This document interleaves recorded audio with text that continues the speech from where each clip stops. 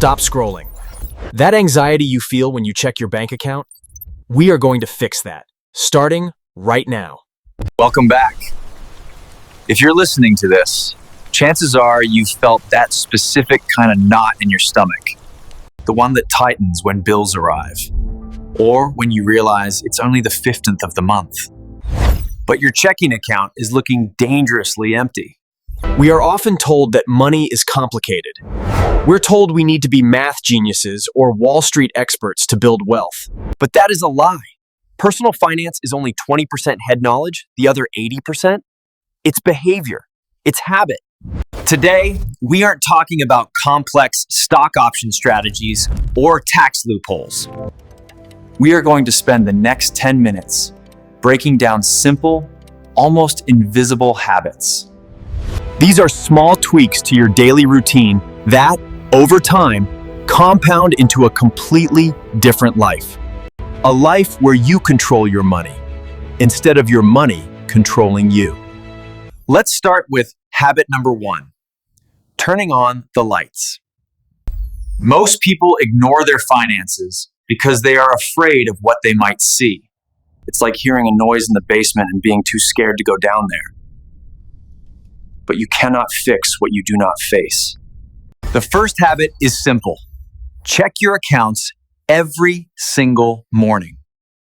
It sounds tedious, I know, but it takes less than 60 seconds. You log in, you look at the balance, and you look at yesterday's transactions. That's it.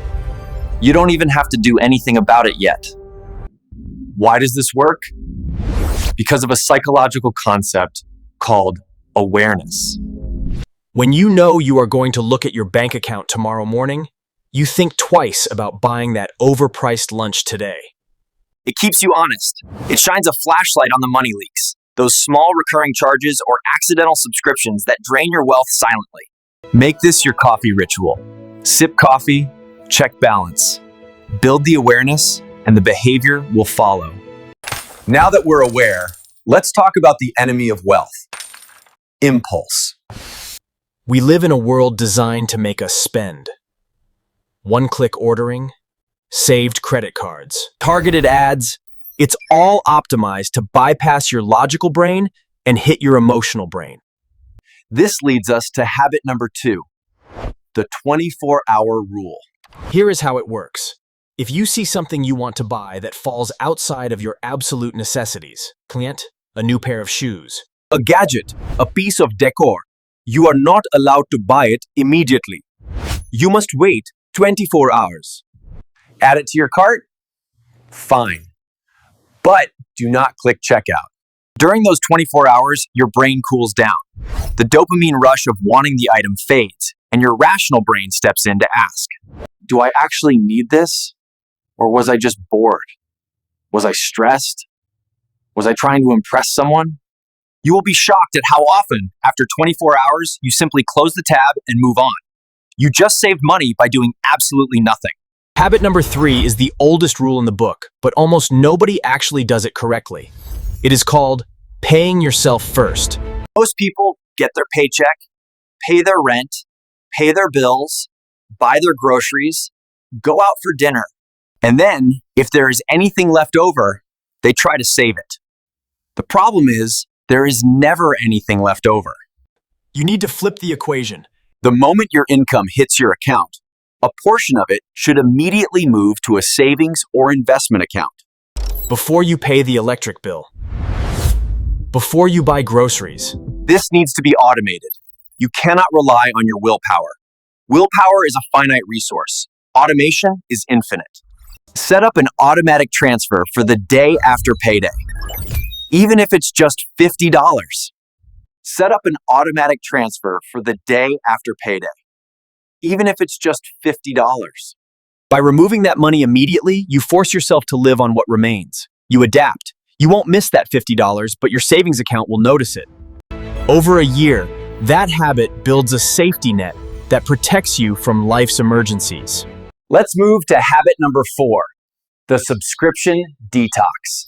We live in the era of death by 1,000 cuts. $10 for streaming, $15 for music, $5 for that app you used once, $20 for a gym membership you haven't visited since January. These aren't just small expenses. They are recurring wealth drains. Here is the habit. Once every 3 months, scroll through your credit card statement, specifically looking for recurring charges. Be ruthless. If you haven't used it in the last 30 days, cancel it. You can always resubscribe later if you really miss it. But, spoiler alert, you won't. This habit alone can save the average person hundreds, sometimes thousands of dollars a year. That is money that could be growing for your future, rather than lining the pockets of a corporation for a service you don't use. Finally, habit number 5 is a mindset shift. Start calculating cost in hours, not dollars. When you see a new phone that costs $1,000, don't look at the price tag.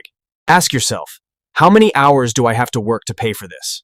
If you make $20 an hour, that phone isn't $1,000. That phone is 50 hours of your life. That is more than a full week of work, sitting in traffic, dealing with your boss, handling stress. Is that phone worth a week of your freedom? Maybe it is, but often it isn't. When you start viewing purchases as an exchange of your time, your finite life energy, you naturally spend less.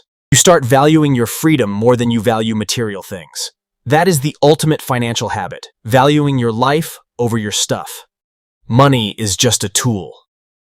But if you don't have a plan for it, it becomes a master. You don't need to win the lottery to change your life. You just need to start. Right now.